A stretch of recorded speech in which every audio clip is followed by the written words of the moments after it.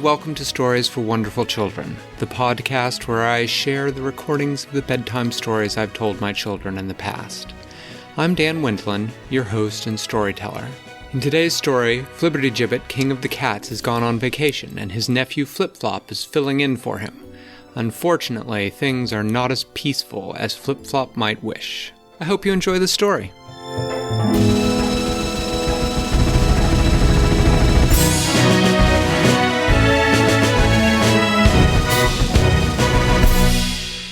Flip-Flop was on vacation, on a well-deserved break from being the guardian of the Elysium. What he did was go and be king of the cats for a week, while Flibbertygibit went on vacation. So, he was soon stepping off the Cat's Paw Highway in the jungle and walking down to the steps of the palace. Flibbertygibit met him on the steps and gave him the scepter and crown of the king of the cats. He said, "Oh, I'll take good care of the kingdom. I will be back in 1 week. I'm going to have an excellent restful vacation." "What are you doing?" said Flip-Flop. "I'm going to be a deckhand on a fishing boat. The fishing boat is a boat that fishes for tuna. I'm going to have my tuna fresh from the sea all week. It will be very nice." "Alright," said Flip-Flop. "Have fun." "Oh, and one more thing, nephew. When I get back, I would prefer not to find a whoopee cushion under the cushion of the throne." And Flip-Flop said, "What they say?" "I would prefer not to find a whoopee cushion on the throne." A whoopee cushion? Yeah. Whoopee cushion are those things that you blow up, and when you sit on them, they make a farting noise. Oh, yeah. You didn't want to have a whoopee cushion sitting on his And Flip-Flop smiled at him and said, "I'll see what I can do, but I'm not going to make any promises." "Oh, alright. Goodbye." And Flibbertygibit wandered off. Flip-Flop went into the palace and prepared to take a tour. While he was touring, though, a messenger cat came running up to him breathless, and she said, "Have you seen Flibbertygibit?" And Flip-Flop said, "He's left for vacation. I'm king for the week now." "Oh dear," said the messenger cat. "Here's the message that I have to deliver. It would appear that a contingent of fairies, a new type of fairy, has come and wants to live in this part of the jungle. They're called jungle fairies, and they want to meet with the king of the cats to ask permission to live here." "Oh," said Flip-Flop. "Well, does Flibbertygibit let other people live in the jungle?" "Not usually," said the messenger cat. "I guess I'll have to meet with them and do the best I can," said Flip-Flop.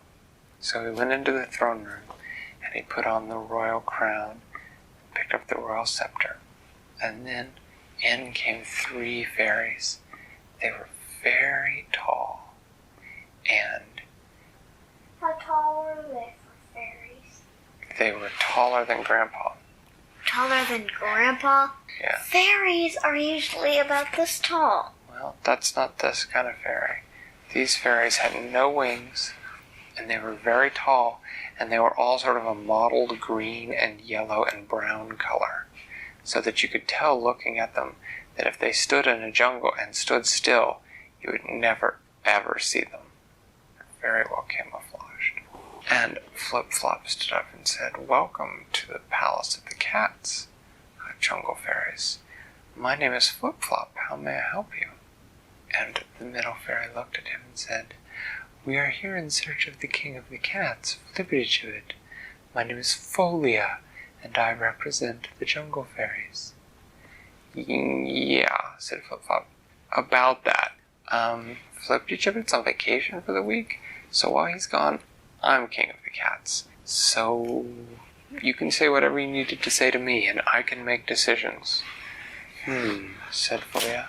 She looked at him for a moment with one eyebrow raised, like she wasn't really sure whether she wanted to trust the future home of her people to a temporary cat king.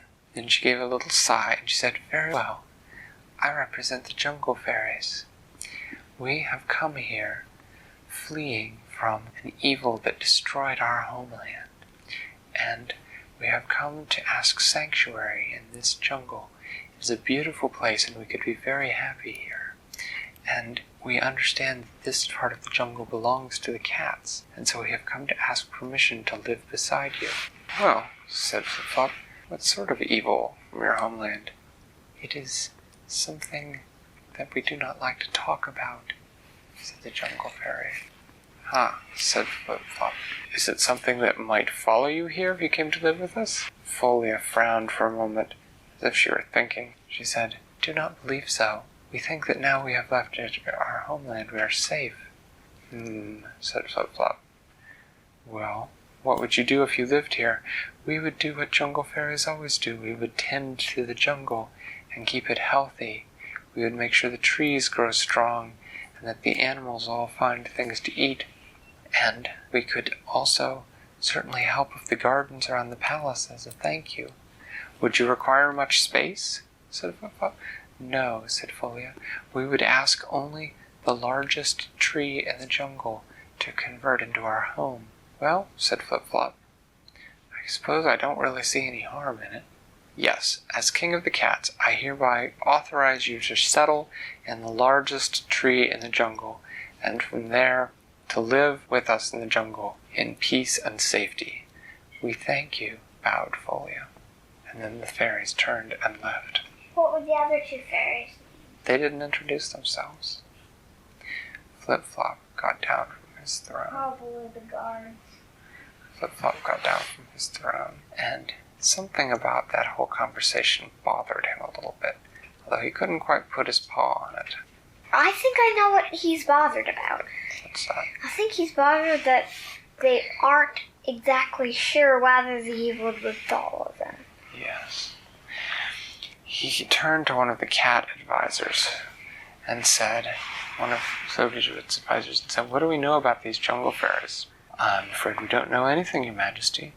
"Well, find out," said Flip-Flop.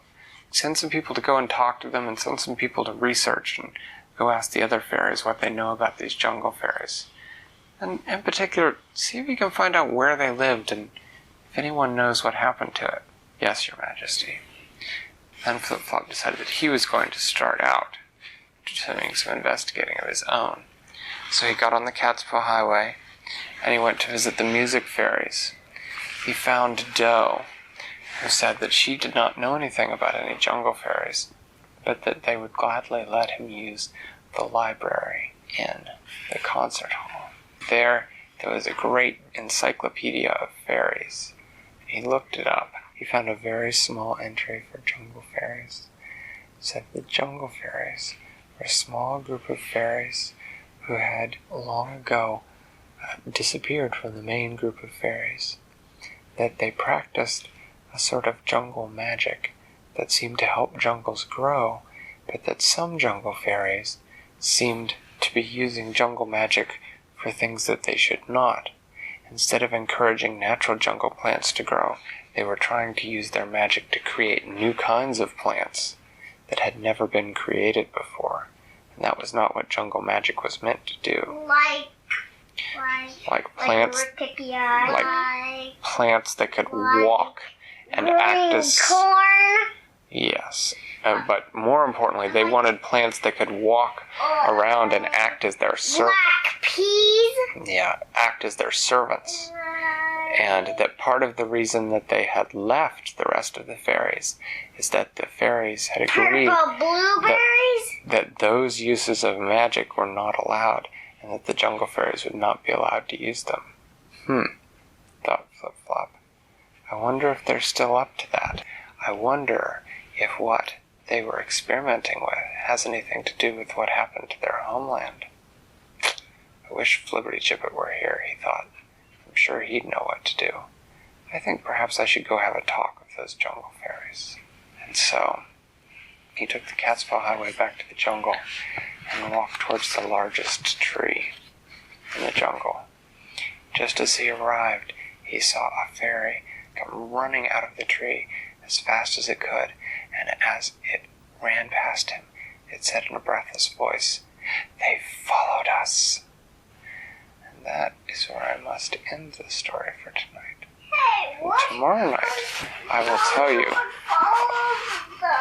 And tomorrow night, I will tell you what happened next. Thanks for listening to Stories for Wonderful Children. I created today's story, but questions and witty commentary were supplied by my children. The music was created by Brandon Thompson. Your reviews and personal recommendations are the main way that new listeners find the show, so thank you for spreading the word. I'd love to hear your feedback, so feel free to get in touch via email or social media, which are listed in the show notes. Until next time, I'm Dan Wendelin, reminding you to tell someone you love a story.